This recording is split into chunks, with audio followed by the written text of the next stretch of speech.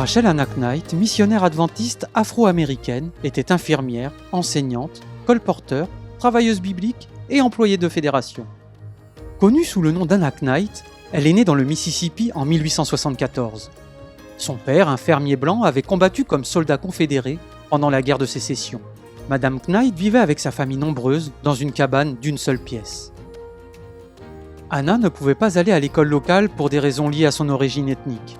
Elle a donc appris à lire et écrire en troquant les livres de ses cousins blancs. Elle les aidait dans leurs tâches ménagères en échange de leçons. Un jour, un vendeur adventiste se rendit au domicile des Knight. Madame Knight se procura quelques leçons bibliques et passa les 6 mois suivants à les comparer soigneusement à la Bible. Elle tomba amoureuse de Jésus et décida d'adhérer à l'église adventiste du 7e jour.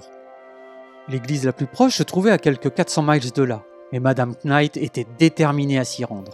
Pour acheter un billet de train, elle vendit une demi-balle de coton, ce qui correspond à sa part de récolte d'une année. C'est là qu'elle a été baptisée dans un ruisseau, par une journée froide et pluvieuse de fin décembre. Un couple aimant ouvre sa maison à Hannah et s'arrange pour qu'elle fréquente les écoles adventistes.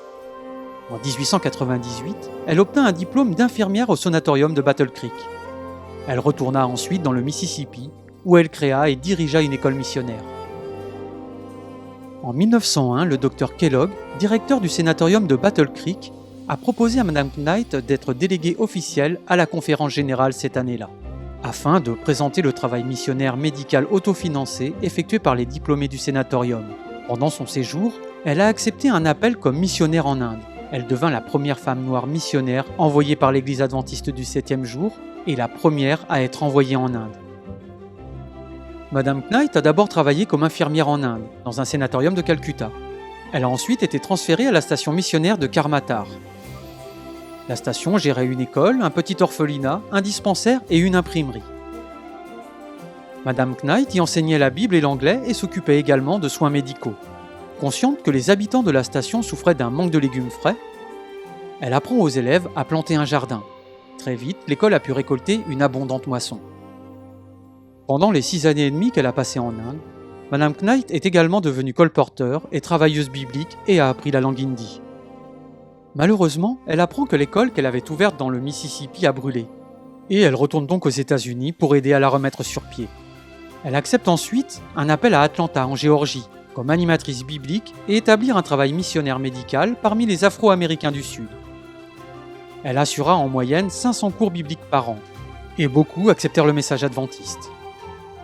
Madame Knight a ensuite travaillé pour l'Union des fédérations Sud-Est et l'Union Sud. Elle fut pionnière dans le domaine de l'éducation auprès des communautés noires.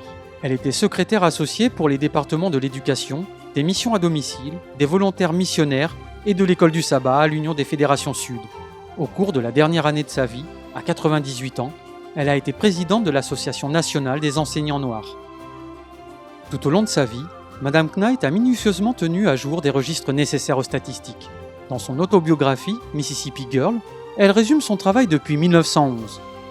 J'ai assuré 9388 réunions et effectué 11 744 visites missionnaires, écrit-elle. Mon travail a nécessité la rédaction de 48 918 lettres.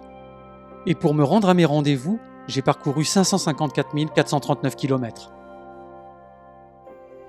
Pour en savoir plus sur les missionnaires pionniers, consultez l'encyclopédie des adventistes du 7e jour à l'adresse suivante, encyclopédia.adventiste.org.